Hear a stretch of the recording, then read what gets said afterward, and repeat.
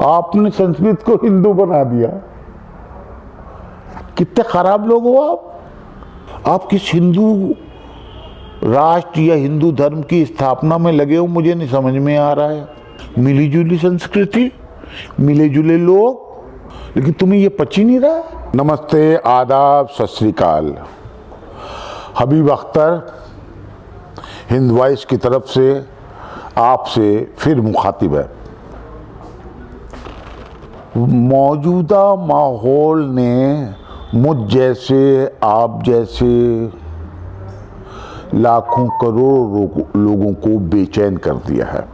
मैं दुआ करता हूं अल्लाह से, ईश्वर से मेरी प्रार्थना है, ये संघियों को, आरएसएस वालों को, भाजपाइयों को थोड़ी सद्बुद्धि दे दे। मेरे प्यारे हिंदुस्तान के लिए, महान भारत के लिए थोड़ी सी इनको सद्बुद्धि दे दे। ये बांटे जा रहे हैं, बांटने की लगातार कोशिश कर रहे हैं इस देश की जनता को, अवाम को, हिंदू को, मुसलमान को, सिख को, ईसाई को, जातियों को भी बांट रहे हैं। ये इनको सद्बुद्धि दे दे अल्लाह। ईश्वर तेरे से कामना है, इनसे हमारे देश को बचा ले, बचा ले। ये खंड खंड विखंडित करना चाह रहे हैं। कैसे अजीब लोग हैं। मस्जिद में 2 रकात नमाज पढ़ ली, उसके खिलाफ एफआईआर, गिरफ्तारी। क्या कर रहे हैं ये? आर्य समाज में कहीं कोई मूर्ति पूजा नहीं होती। मतलब आप ईश्वर का नाम दूसरों को मंदिर में लेने देना नहीं चाहते। ये अच्छा नहीं है। आप यानी मैं संबोधित हूं संघी मानसिकता वालों से, संघी बजरंगियों से संबोधित कर रहा हूं, और उनसे मैं ये पूछता हूं कि आप एक बात बताओ। काशी हिंदू विश्वविद्यालय में एक मुसलमान संस्कृत का हेड ऑफ द डिपार्टमेंट बनने जा रहा था और आपने उसके खिलाफ मुहिम छेड़ दी। आपका धर्म संकट में आ गया, संस्कृत भाषा संकट में आ गई। अरे कुंद बुद्धि वालों, भाषा किसी धर्म की बपौती नहीं है। आपने उसे इतना छोटा कर दिया, अपने तक सीमित कर दिया। विस्तार होना चाहिए हमारा, आपका, भाषा का। आपने संस्कृत को हिंदू बना दिया। कितने खराब लोग हो आप। मालूम है आपको संस्कृत भाषा के बारे में? इससे ज्यादा साइंटिफिक, मैथमेटिकली करेक्ट दुनिया की कोई दूसरी भाषा नहीं है जिसमें हमारे एक महान ग्रंथ लिखे हुए हैं। आप इसे छोटा कर रहे हो क्योंकि आप छोटे हो। आप बहुत छोटे हो, आप इसके लायक नहीं हो, इसलिए आप इसको छोटा करना चाह रहे हो, अपने कद का करना चाह रहे हो भाषा को, संस्कृत को, जिसका पूरी दुनिया के अंदर संदेश है। बचिए इससे, छोड़िए ये हठ धर्मिता। क्या करते हैं आप? अब मस्जिदों में जवाब में हनुमान चालीसा पढ़वा रहे हो, पढ़ रहे हो। क्यों भाई? इससे क्या कहना चाहते हो? इससे क्या मिलेगा? वो बदला कि मुसलमान ने मस्जिद में नमाज पढ़ी, इसलिए हम हनुमान चालीसा पढ़ेंगे। तो पढ़ लो। कोई दिक्कत नहीं, पढ़ लो। उस्ताद बिस्मिल्लाह खां की शहनाई, और ऐसे ही हजारों हजारों मुसलमानों के संगीत, स्वर लहरी, तबले की थाप भजनों के साथ चलती है, चल रही है। रावण के जो पुतले बनते हैं, सबसे खूबसूरत, सुंदर, मजबूत, टिकाऊ बनाने वाले मुस्लिम कारीगरी हैं, पता है तुमको? ऐसे ना हजारों उदाहरण हैं हर प्रांत में, गांव-गांव में, कस्बों में। लेकिन तुम्हें ये पची नहीं रहा। मिली जुली संस्कृति, मिले जुले लोग। आप किस हिंदू राष्ट्र या हिंदू धर्म की स्थापना में लगे हो, मुझे नहीं समझ में आ रहा है। पत्नी एक भगवान की पूजा करती है, पति दूसरे भगवान की पूजा करता है। पत्नी आजीवन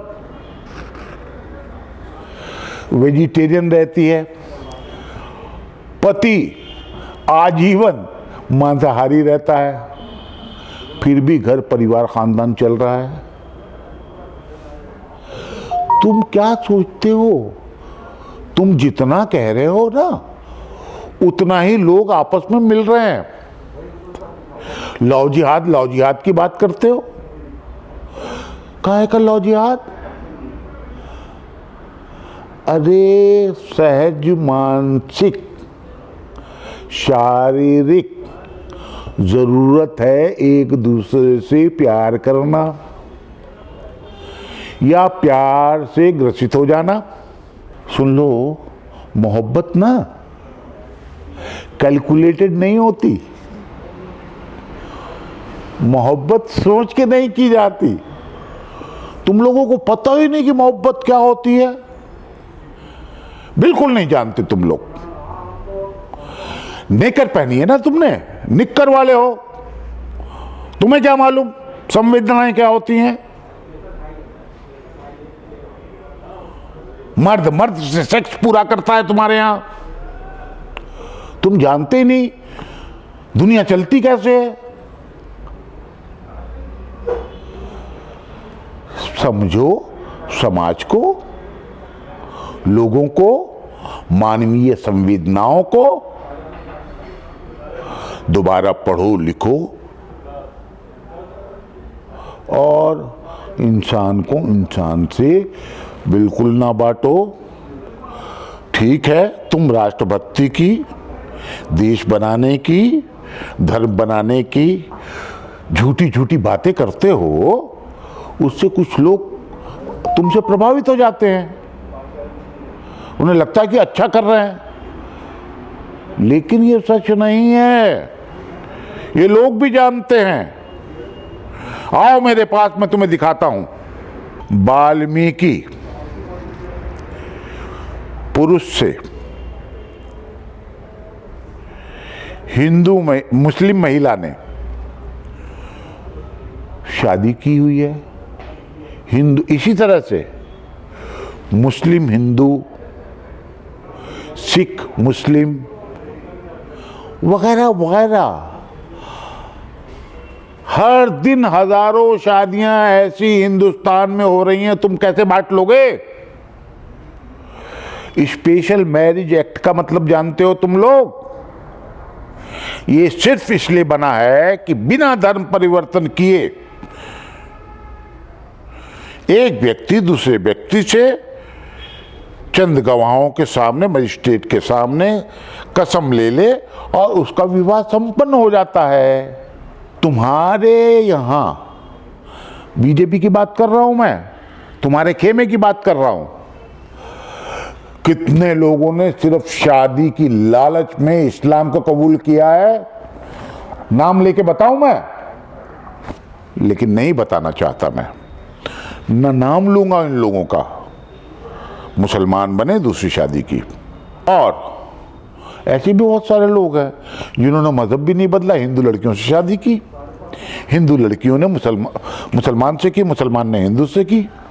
है, तुम्हारे यहां भी है। क्यों है ये? मैं गर्व के साथ कहता हूं, मेरी रिश्तेदारियां हिंदुओं के साथ हैं। कुछ कर सकते हो तो कर लो, तुम कुछ नहीं कर सकते, ये सिलसिला मेल जोल का चलता रहेगा। तुम रोको अपने आप को, वो दिन दूर नहीं जब तुम लोगों के खिलाफ लोग खड़े हो जाएंगे, तुम्हें गलियों, सड़कों और घरों में आने की पाबंदी हो जाएगी। संभलो, विषाक्त ना करो माहौल को। चुनाव आ गया तो एनआरसी की बात करने लगे तुम मुंह की खा चुके हो दिल्ली के अंदर चुनाव में। अमित शाह साहब कह रहे थे कि शाहीन बाग वालों को गोली मारो, अन्य मंत्रियों ने भी कहा गोली मारो। गोलियां आपने चलवाई सांप्रदायिक आधार पर, क्योंकि मेजॉरिटी वहां पर बैठने वाले शाहीन बाग में मुसलमान थे। आपने उन पे गोलियां चलवाई। दिल्ली में चुनाव हो रहे थे, बताएंगे आप क्या हुआ? कितनी कोशिशें की आपने, लेकिन आपने दिल्ली में मुंह की खाई और आपने वो चुनाव एनआरसी सीएए पर लड़ा था, दिल्ली ने नकार दिया। अब बिहार भी आपको नकारने जा रहा है, पूरा देश नकारेगा।